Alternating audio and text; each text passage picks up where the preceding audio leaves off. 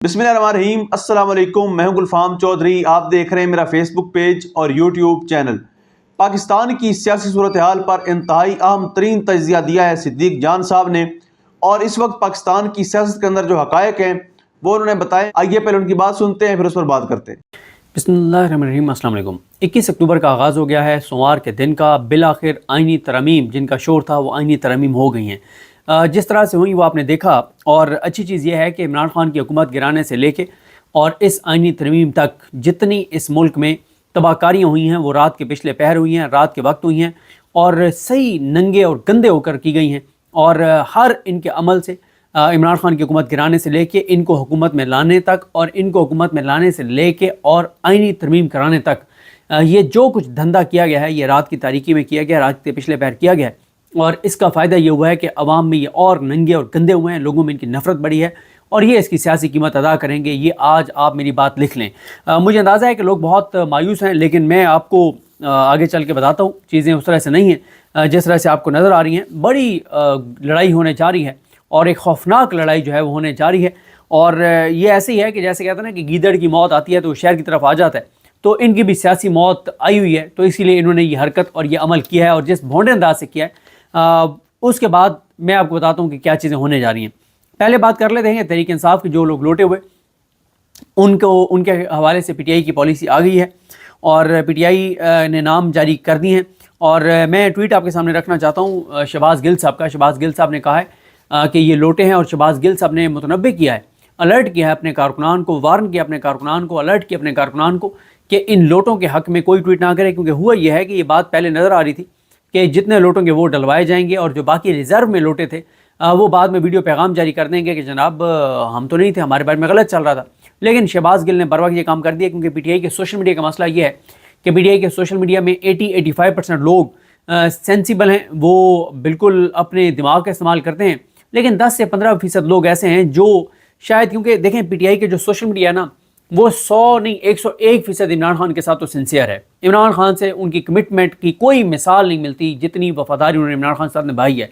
और अजहर मिशवानी का मैं ट्वीट पढ़ा था, उसने ठीक कहा कि उनके जितने भी आम कारकुन उठाए गए, सोशल मीडिया वाले उठाए गए, जो बड़ा फैमिली वाइज वो लोअर मिडिल क्लास से थे, मिडिल क्लास से थे, और सब कुछ था, लेकिन उनमें से कोई नहीं बिका, डटे रहे, जुल्म सहा, जबर सहा, अखबार रहे, तशद्दुद जो कुछ हुआ, लेकिन वो वापस आके भी इमरान खान के साथ खड़े रहे।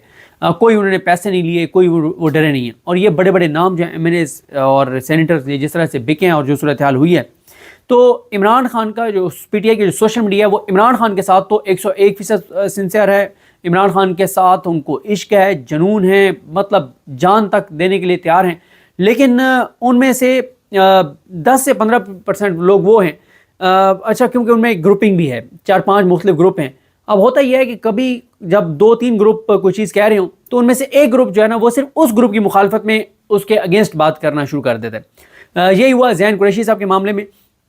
ज़ैन कुरैशी जिनका 1000% वो लौटे हो चुके हैं, उनके हवाले से हुआ ये कि कुछ पीटीआई के सोशल मीडिया वाले एक्टिव हो गए कि दिखाएं हमें कहाँ है उसकी तस्वीर, कहाँ है वो नहीं था, ये वो झूठ बोला जा रहा है, गलत बयानी की जा रही है, और ये नैरेटिव बनने लग गया।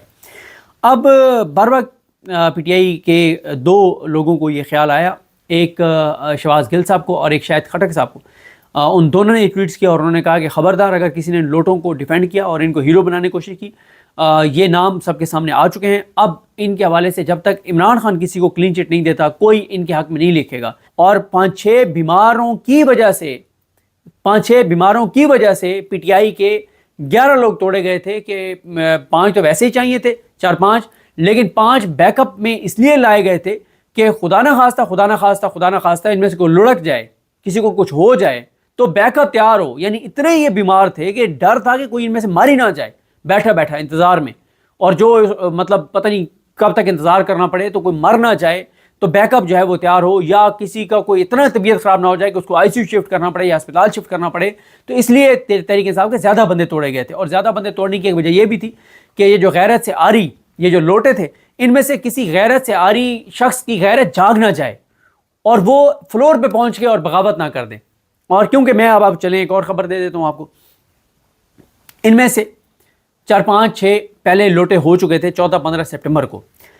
جب آئینی ترمیم نہیں ہوئی 14-15 سپٹمبر کو، تو یہ لوٹے جب واپس آئے تو تحریک انصاف کو انہوں نے کہا کہ آپ کو پتہ ہی نہیں ہے کہ ہم نے کیا پلان کیا ہوا تھا، ہم نے تو سرپرائز دینا تھا، ہم نے تو تباہی پھیرنی تھی، ہم نے کرنا یہ تھا کہ ہم ادھر جاتے فلور پہ، جب ووٹنگ کے لیے کھڑے ہوتے سارے، ہم عمران خان زندہ باد کا نعرہ لگا کے دوسری طرف آ جاتے. یہ انہوں نے پارٹی کو آگے کہا تھا، اس لیے یہ بات رپورٹ ہو گئی تھی. پتہ تھا جو ان کو لائے تھے ان کو بھی پتہ تھا، ان کو ڈر تھا کہ ویسے یہ کمپرومائز کر چکے تھے، یہ کوئی ان میں سے ایک بھی اغوا نہیں تھا، سب بکے ہیں. لیکن پھر بھی ان کو یہ تھا کہ یار ایک ڈر تھا کہ کہیں اس وقت ماحول دیکھ کے پی ٹی آئی کے لوگ زیادہ نہ ایوان میں ہوں، وہ ان کو پریشرائز کر لیں اور کوئی دباؤ نہ آ جائے، کسی موقع پہ ان کا ضمیر نہ جاگ جائے، غیرت نہ آ جائے، تو کوئی اگر بغاوت کر گیا پھر ہم کیا کریں گے. تو اس لیے انہوں نے یہ کیا کہ ٹھیک ہے بیک اپ میں اتنے بندے تیار رکھیں کہ جو بیمار ہیں ان میں سے کوئی لڑک جاتا ہے یا اس کو اسپتال شفٹ کرنا پڑتا ہے تو اس کی جگہ، اور اگر جو غیرت سے آ رہی جو ایم این ایز ہیں پی ٹی آئی کے جو بغاوت کر گئے ہیں، جو لوٹے ہیں، ان میں سے کسی کی غیرت نہ جاگ جائے، اس لیے انہوں نے جو ہے یہ سارا معاملہ کیا تھا.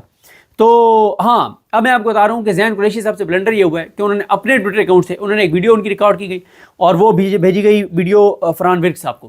فرحان ورک صاحب نے جب ٹویٹ کی اس کے 22 منٹ بعد زین قریشی نے خود ٹویٹ کیا. تو یہ ہوا ہے، اس طرح سے ایکسپوز مزید ہوئے ہیں زین قریشی صاحب. زین قریشی چھوڑ چکے ہیں پی ٹی آئی، بغاوت کر چکے ہیں، لوٹے بن چکے ہیں.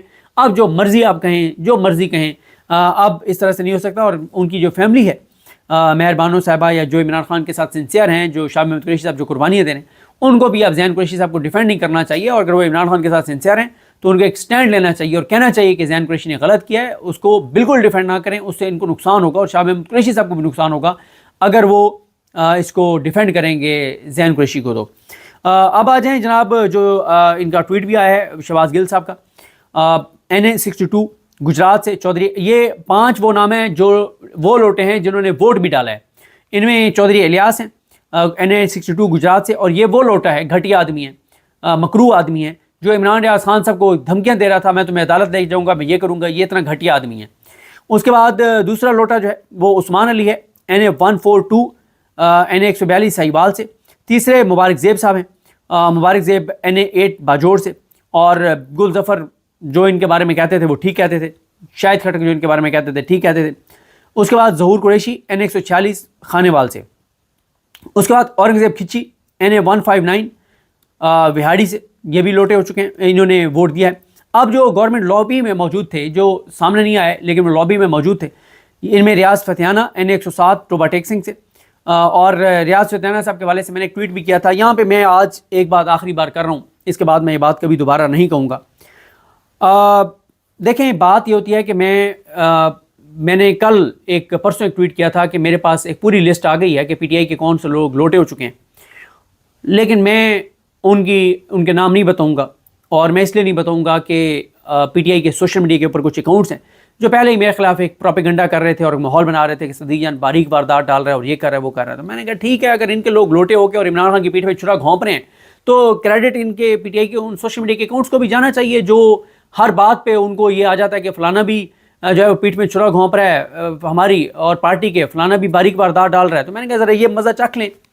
حالانکہ میں یہ سمجھتا ہوں کہ اگر پرسوں جو مجھے بلکہ اس سے بھی پہلے 4 نام پتہ چل گئے تھے، اگر اس وقت میں اس بات کا خیال نہ کرتا اور یہ بات میں پبلک کر دیتا تو شاید زیادہ ہائپ کریٹ ہو جاتی اور پہلے زیادہ دباؤ بڑھ جاتا.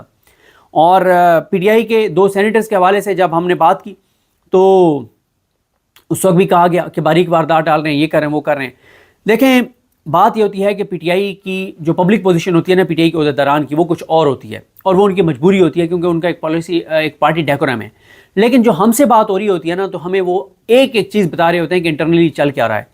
میں آپ کو بتانا چاہتا تھا آج ایک سینیٹر کا قصہ کہ پی ٹی آئی کے کس کس بندے کو پتا تھا کہ وہ سینیٹر اس نے بغاوت کر دی ہے اور اس نے اپنا تن من دھن بیچ دیا ہے.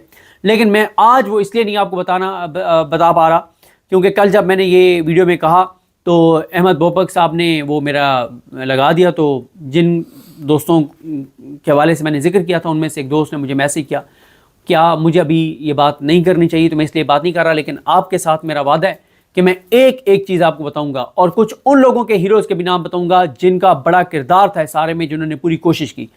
اور لہٰذا جب بھی ہم کوئی بات کر رہے ہوتے ہیں تو ہمارا کوئی مقصد کوئی ایسا نہیں ہوتا، ہمارے پاس جو اتھینٹک انفارمیشن ہوتی ہے اس کے اوپر ہم کر رہے ہوتے ہیں.